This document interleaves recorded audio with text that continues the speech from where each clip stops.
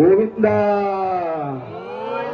గోవింద అనరాధ్యానావాహనాది షోడశోపచార 2 అక్షతలు తీసుకొని కలశం పెట్టి అనరాధ్యానావాహనాది షోడశోపచార కూడిన ఆవాహిత శ్రీ విశ్వత్ సుదర్శన సుప్రీత సుప్రసన్నో వరదో భవతు కలశాన్నట్లే తాకి ఉండండి.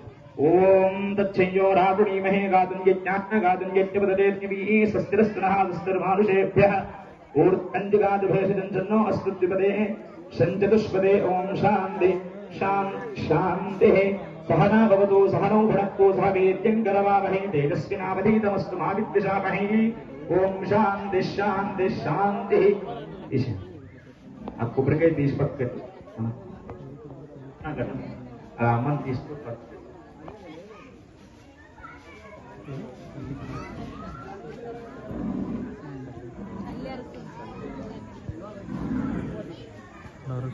शांति पर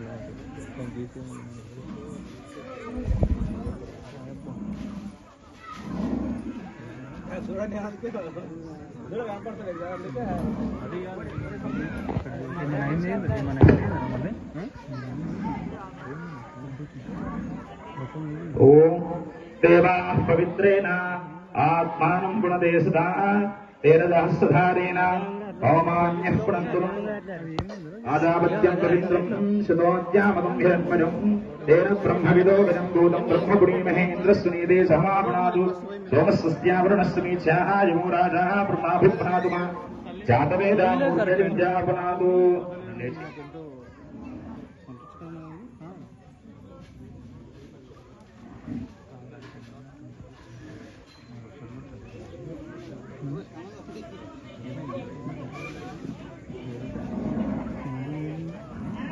అదేమో తిన్నా తిని పక్కనకి ట్రై చేస్తాను. కుమారా నన్ను వినగానే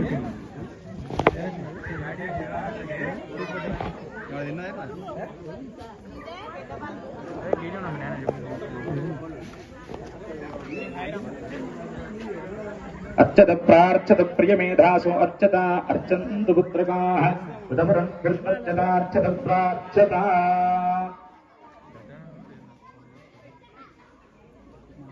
చెప్పరా బొప్పలు కూడా మన లక్ష్మీ గోశాలలో లక్ష్మీ అమ్మవారు కొంచెం పక్కన లక్ష్మీ అమ్మవారు జన్మించడం జరిగింది.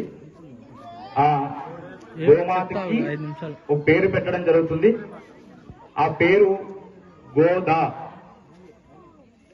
ఆ పుట్టిన గోమాత పేరు గోదా. గోదా అనే అమ్మవారు తమిళ సంప్రదాయంలో ఆళ్వార్లలో ఒకరు. 12 మంది ఆళ్వార్లు ఉంటారు. వాళ్ళలో గోదా అనే అమ్మవారు ఒకరు. ఆ అమ్మవారి పేరే మన లక్ష్మీ గోశాలలో పుట్టినటువంటి ఈ లక్ష్మికి పెట్టడం జరుగుతుంది. ముందుకు మనకు పుట్టిన గోమాతకి కేశవ అనే నామకరణం చేసుకున్నాం.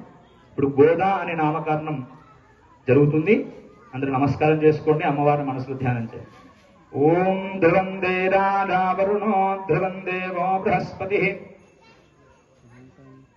ధ్రువం దేరాదావరుణో ధ్రువం దేవో బృహస్పతి ధ్రువం తనింద్రశ్చాగ్నిష్టరాష్ట్రం ధారయతా ధ్రువం ధ్రువం ధ్రువేణ హవిషా తస్మై దేవా అభిబ్రువన్ అయం చ బ్రహ్మణస్పతి.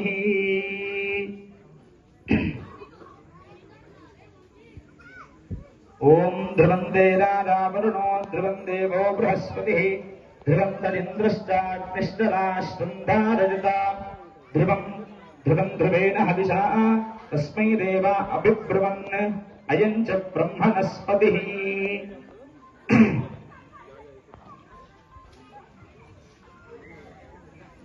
शन्नो देवेरभिष्टाद आपो भवन्तु वेददे शय्योरभिश्रावन्तु नः